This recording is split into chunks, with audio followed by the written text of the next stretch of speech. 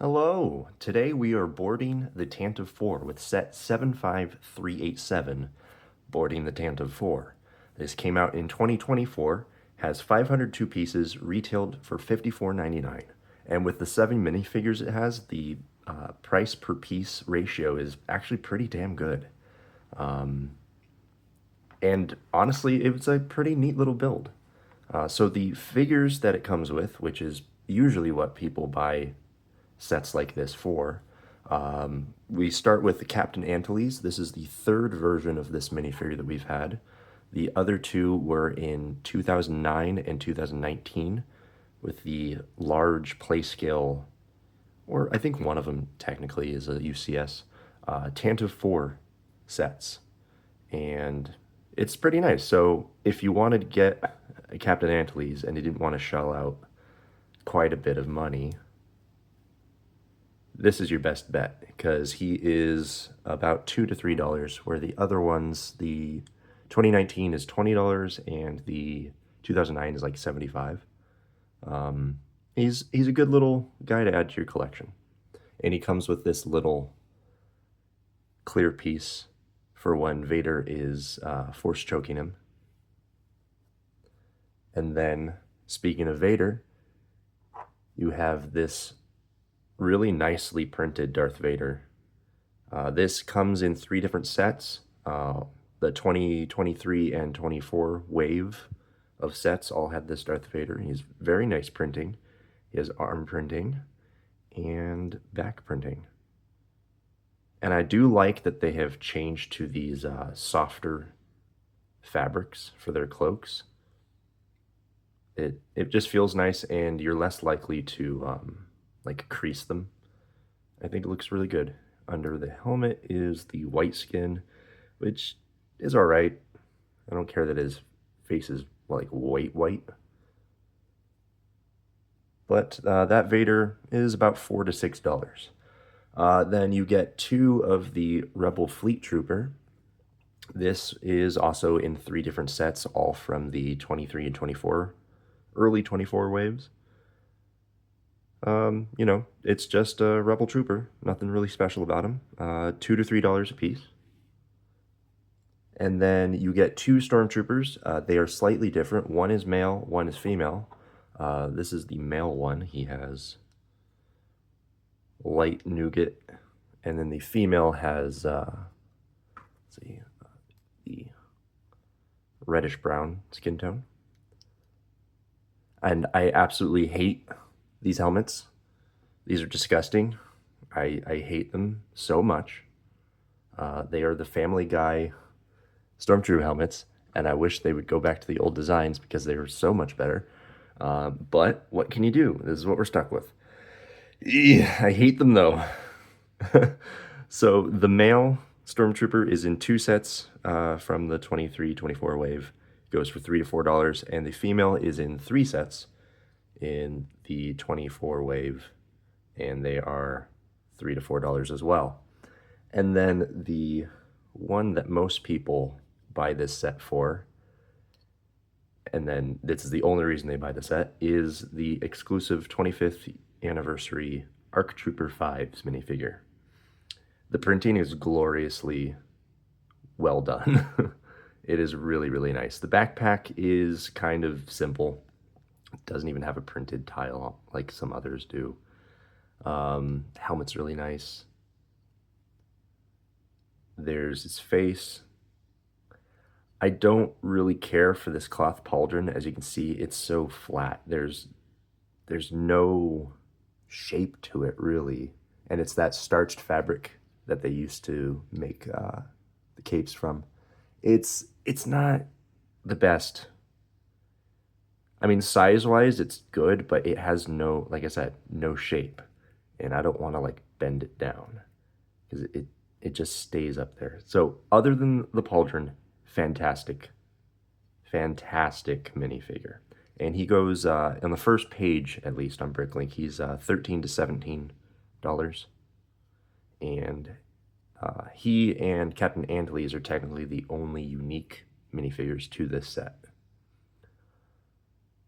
But he's really good. It's really good. And then something I just realized, with the rangefinder, I don't know if you can see, so that little circle there inside has a dot, and that is where the sprue is. And apparently Lego has increased their quality on their sprues for these parts, because if you, so here's the package that comes in the set.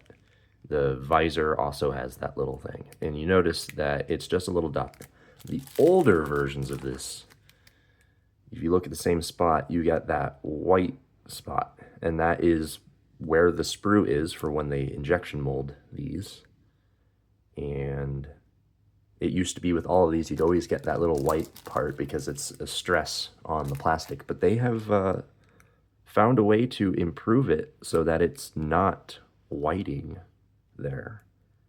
And honestly, it's a tiny, minuscule little detail that most people probably don't even know, because they don't even think to check for it. And I noticed it. I was like, wow, that's actually pretty nice. I wasn't going to open this new bag because I have so many of the old ones, and I was grabbing that rangefinder, and I was like, wait a second. So yeah, I opened that one. So those are the figures. Let's get these out of the way. And as far as the actual build for the set goes, it's actually pretty nice. It's kind of a simple looking build, but it's got really nice features. It looks like what it's supposed to be. And it has a bunch of play features packed into it, which honestly they kind of needed to have because it's a hallway. There's not much you can do with hallway, but it's really nice. You can have all your guys standing here, and you've got all these little knobs here in the floor that, if you're familiar with the Mandalorian set, where it's Luke against the Dark Troopers, you kind of know where this is going. But you have all these little bits here that you can, you know, oh, that whole tile came up with them. So, I mean, it's not best. I mean, just don't put your figure in there too hard. You can go, boop. Oh no. Well, that one, there's a design flaw right there. That one tile. Be careful with that tile. Let's see if this one also has it. You gotta have to, well, that one lifted a little bit. You can see the gap there. So just be careful with the edge ones, but the play features, you know, pretty accurate to the movie. It's pretty nice having those. It gives you kind of a I don't know, a way to recreate the scene. It's a nice touch. It's not necessary, but also if you didn't have it, it would just be a hallway. So it'd just be a display item. Another thing when you saw in the back is this really nice door here. You have both right here and right there, you have a mechanism that slides the door over, and it goes to the burning edges, and that is the scene where the stormtroopers cut the door open. And it's really nice. You can go either side there or right here. And it's a really nice mechanism. It's not hidden back here. It just goes there and there. Honestly, I really dig this feature. Then you've got the spot there. You can have Darth Vader standing if you want.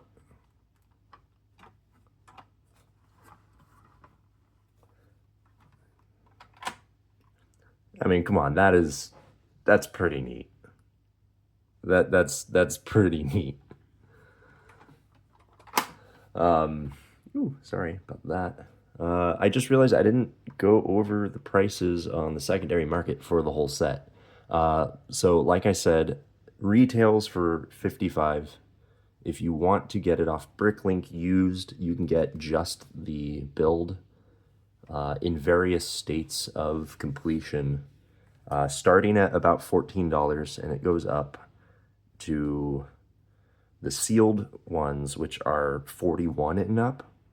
And if you want to go out and get this right now, like what I'm filming it, I did not pay full price for these. I got them at the stores.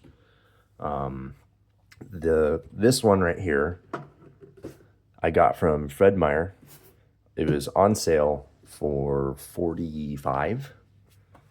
So that was a pretty decent deal. And then I just picked up a second one from Target, $42. That was the Target.com price. At the actual Target, it was $43.99. But I got it for $41.59 because they price matched. You know, save your money where you can, you know. I think for $42, $45, this is an amazing set to have. You get a bunch of figures that you could always use more of if you're like really into the original trilogy. You get an Antilles, which is hard to find. You get a really nicely made Vader, and you get the exclusive fives, which is such a good figure. I bought two of them because I'm going to be rebuilding this into a mock, and there's something very fun that I'm doing with it. But I needed to do the video before I could start tearing it apart. Anyways, I hope you like this video. And I'll see you guys in the next one. You know, comment, subscribe, and do your thing. See you.